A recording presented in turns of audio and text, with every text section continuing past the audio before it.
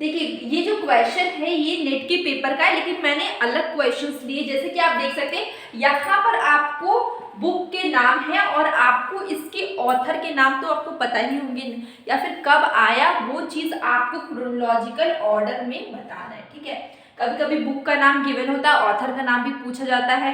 कभी कभी बुक कब कब आया आपको उसका क्रोनोलॉजिकल ऑर्डर भी पूछा जाता है। ठीक है, तो सबसे पहले यहाँ पे देखिए कि कुछ 4 बुक्स के नाम लिखे हुए, आपको करेक्ट ऑप्शन मतलब कि इसको आपको अरेंज करना है क्रोनोलॉजिकल ऑर्डर में। ठीक है, तो बड़ा सिंपल ये है कि सबसे पहले आप एक और चीज जान लीजिए, ये जो बुक्स हैं इसको लिखा किसने है।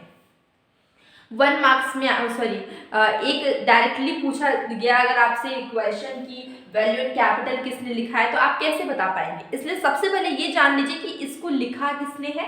तो सबसे पहले बात है दास कैपिटल। दास कैपिटल किसने लिखा है? कार्ल मार्क्स ने लिखा है। मैं यहाँ पे लिख देती हूँ, आप अच्छे से ध्यान से स्टडी करिए। कार्ल मार्क्स ने लिखा है। ठीक है, अब हम आते हैं सेकेंड वाले में, value and capital. Value and capital किसने लिखा है? हिक्स ने लिखा है, हिक्स ने। ठीक है, आपको डायरेक्टली क्वेश्चन पूछे जा सकते हैं कि बुक का नाम है, आपको उसके ऑथर के नाम का नाम बताना है।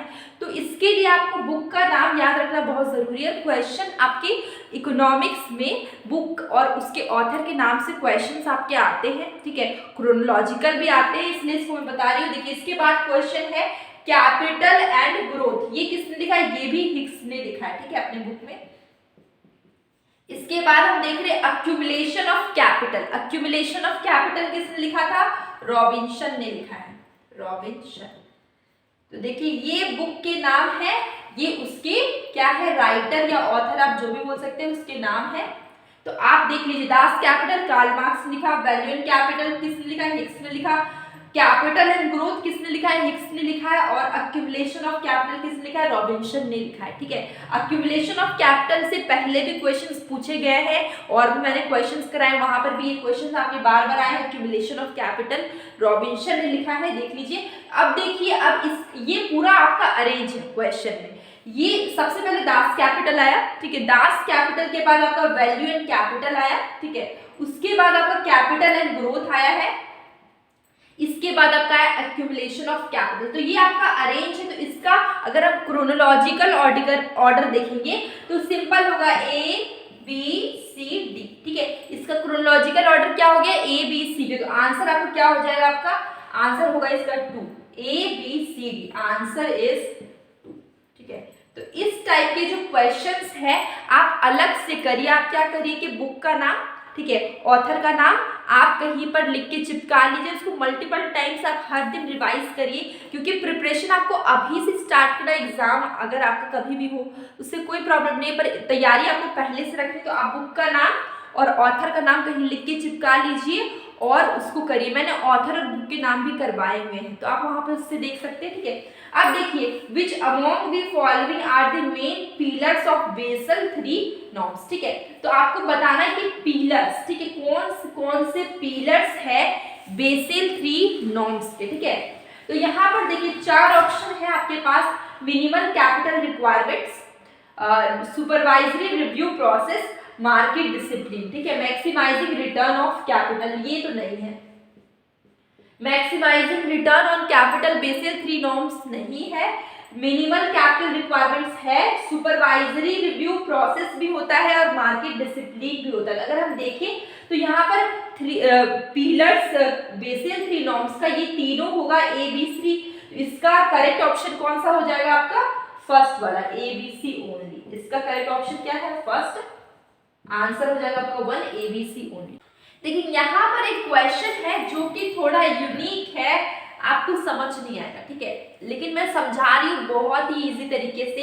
यहाँ पर क्या बोला गया? When the market rate of interest fall. ठीक है, मार्केट रेट आपका फॉल करेगा तो which one of the following will happen. कौन सा सिचुएशन होगा? 4 सिचुएशन। ठीक है, तो जब मार्केट रेट ऑफ इंटरेस्ट आपका गिर जाता है, ठीक है, तो उस समय क्या होगा? सब चीज जितने भी चीजें सबका भाव बढ़ जाएगा, सबका मतलब प्राइसेस बढ़ जाएगा, क्योंकि मार्केट रेट ऑफ इंटरेस्ट क्या हो गया? डाउन हो गया। ठीक है, देखिए यहाँ पर है bond price and bond yield both will rise, ठीक है, प्राइस भी बढ़ गया, यील्ड भी बढ़ गया। तो यील्ड क्या होता है, आप सबके दिमाग में कंफ्यूजन होगा कि बॉन्ड यील्ड क्या होता है। तो जो बॉन्ड होल्डर होते हैं, जैसे कि आप हो गए, ठीक है, जितना आपने कैपिटल लगाया, पैसे लगाया, जिसने पैसे लगा, मतलब जो पैसे लगाता है वो बॉन्ड होल्डर है, ठीक है, और उसको पूरे एनुअल मतलब पूरे साल में जिस रेट ऑफ रिटर्न से उसको रेट ऑफ रिटर्न मिलता है, ठीक है, वो परसेंटेज के रूप में मिलता है, 5%, 7%, 7.5%। तो जिस परसेंट से उसको रेट ऑफ रिटर्न मिलता है, एनुअल रेट ऑफ रिटर्न, उसको हम लोग क्या बोलते हैं, बॉन्ड यील्ड बोलते हैं। बहुत इंपॉर्टेंट है, आपके प्रैक्टिकल, आपके डेली लाइफ में भी ये काम आने वाला चीज है, ठीक है। तो देखिए 4 सिचुएशन है आपके पास। First is bond price and bond yield both will rise. अगर market rate of interest down जाएगा, गिर जाएगा, तो बॉन्ड प्राइस और बॉन्ड यील्ड दोनों कैसे बढ़ेगा, नहीं ना बढ़ सकता है। जब रेट ऑफ रिटर्न कम होगी तो आप जो पैसे लगाए उसका वैल्यू, वो पैसा, दोनों चीज तो, रेट ऑफ रिटर्न आपका दोनों चीज तो नहीं बढ़ सकता है, वो तो गिर जाएगा ना। देखिए सेकंड क्या, bond price and bond yield both will fall, दोनों फॉल भी नहीं करेगा, बॉन्ड प्राइस और बॉन्ड यील्ड दोनों फॉल नहीं करेगा, एक ही फॉल करेगा।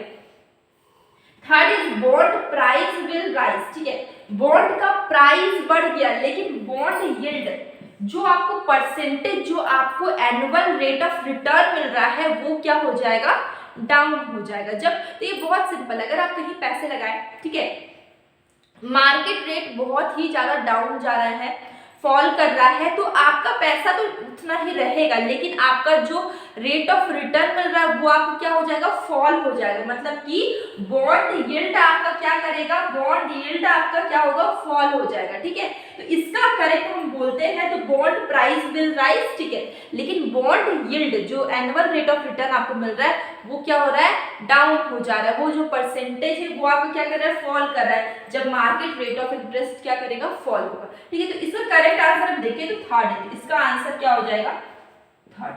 अब फोर्थ को भी पढ़ लेते, बॉन्ड प्राइस विल फॉल, ठीक है, बॉन्ड का प्राइस फॉल कर रहा है and bond yield will rise. तो ये तो हो ही नहीं सकता है कि जब market rate of interest fall करेगा तो बॉन्ड प्राइस फॉल कर ही नहीं सकता है, ठीक है, और बॉन्ड यील्ड वो राइज कर ही नहीं सकता। परसेंटेज आपका क्यों बढ़ेगा, आपका परसेंटेज घटेगा। जब भी मार्केट का रेट डाउन जाएगा तो आपका जो रेट ऑफ रिटर्न आपको मिल रहा है उस बॉन्ड से, वो क्या हो जाएगा, डाउन होगा, वो अप नहीं होगा।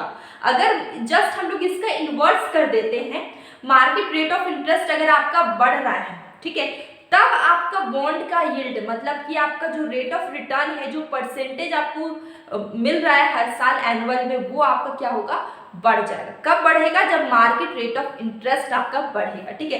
तो ये सब चीजें आपकी डेली लाइफ के लिए यूजफुल है, इसलिए आप ध्यान से सुनिए, ठीक है। अब हमारा जो ये क्वेश्चन है, which amongst the following is not the source of income of RBI, ठीक है। 4 ऑप्शन है, आपको बताना है कि कौन सा है जो सोर्स ऑफ इनकम नहीं है रिजर्व बैंक ऑफ इंडिया का, ठीक है। तो first option is interest of government bond held for conducting open market operation. क्या ये आपका सोर्स ऑफ इनकम नहीं है? तो गवर्नमेंट बॉन्ड, ठीक है, गवर्नमेंट बॉन्ड का जो इंटरेस्ट है वो आपका सोर्स ऑफ इनकम हो सकता है आरबीआई का, ठीक है, क्योंकि हम लोग ने function of reserve bank of India देखा था, फंक्शन ऑफ सेंट्रल बैंक देखे थे। अगर आपने नहीं देखा है तो मेरे प्रीवियस वीडियो में आप जाके देख सकते हैं, जो कि मैक्रो इकोनॉमिक्स के प्लेलिस्ट में है, फंक्शन ऑफ सेंट्रल बैंक और सेंट्रल बैंक दोनों।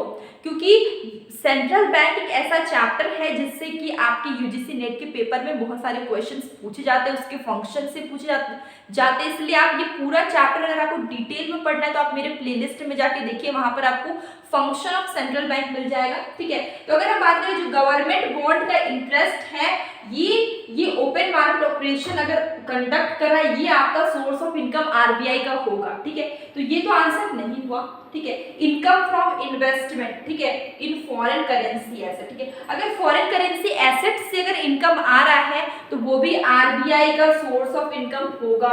हमें क्या जानना है, नॉट जानना है, ठीक है। Third is retain earning net of dividend paid to government of India, ठीक है। जो रिटेन अर्निंग मिलेगा किससे, डिविडेंड से, प्रॉफिट के एक पार्ट को डिविडेंड बोलते हैं, ठीक है।